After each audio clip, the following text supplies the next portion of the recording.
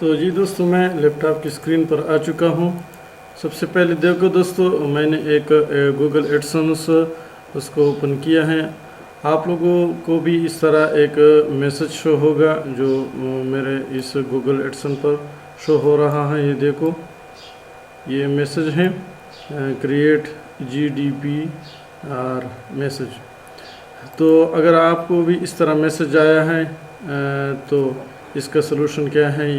अगर आपको यहाँ पर नज़र नहीं आता है किसी वजह से, तो आप यहाँ पर ये जो नोटिफिकेशन का आइकन है इस पर क्लिक करके, और यहाँ आपको यहाँ पर भी ये मैसेज जो है देख रहा है। यहाँ पर भी आप जो है इस तरह क्रिएट GDPR ये शो होगा।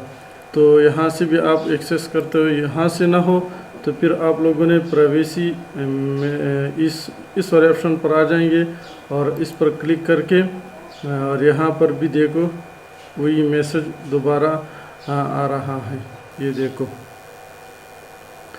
तो इस तरह आपको भी जिस जगह पर भी आपको मिल जाए तो इसका तरीक़ेकार क्या है, यानी हम इसको सलूशन कैसे करते हैं।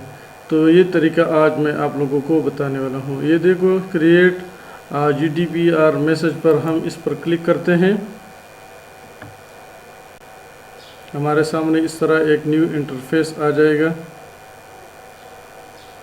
इस तरह देखो, यहाँ पर हम कह रहे just 5 step to create GDPR message, add your privacy policy to your side, और दूसरा यह है इंक्लूड वाला ऑप्शन है review to GDPR account setting और पब्लिश योर GDPR मैसेज।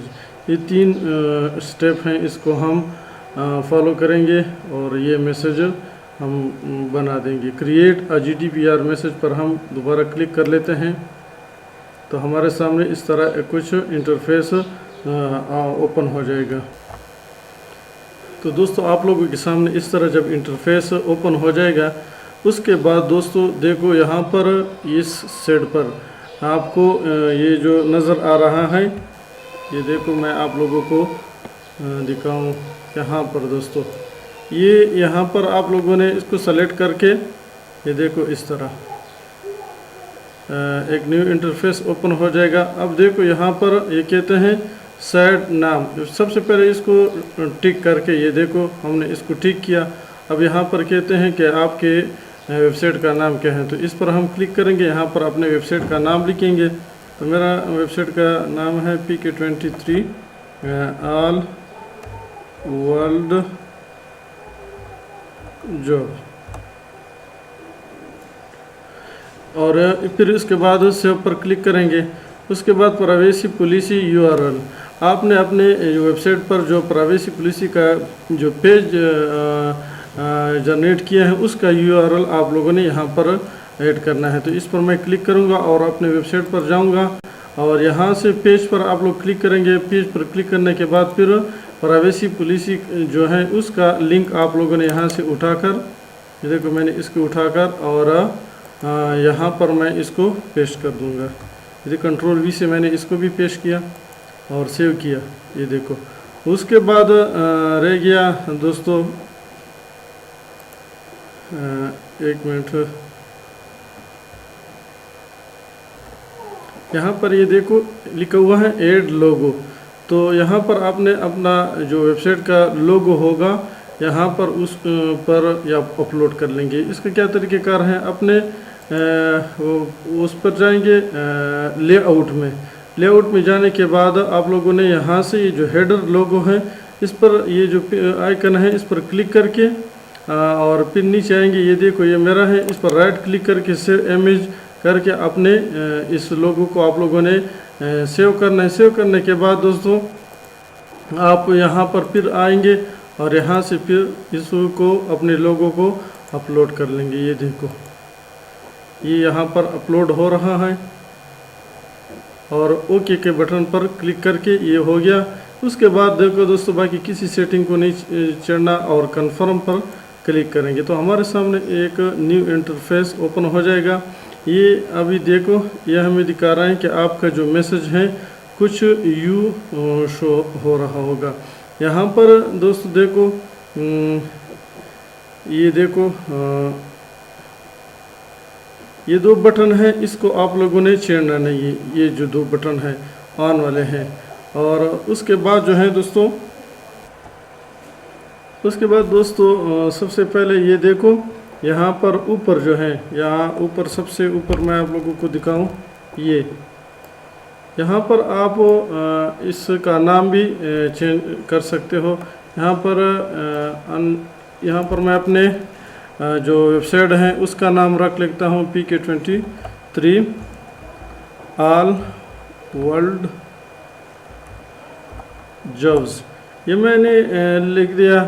اور اس کے بعد یہاں پر جو جتنے بھی ہیں اس کو آپ لوگوں نے چھیڑنا نہیں ہے. سیٹنگ پر آ جائیں گے، یہاں پر کسی چیز کو بھی نہیں چھیڑنا. اسٹائلنگ پر یہاں پر بھی کسی چیز کو نہیں چھیڑنا.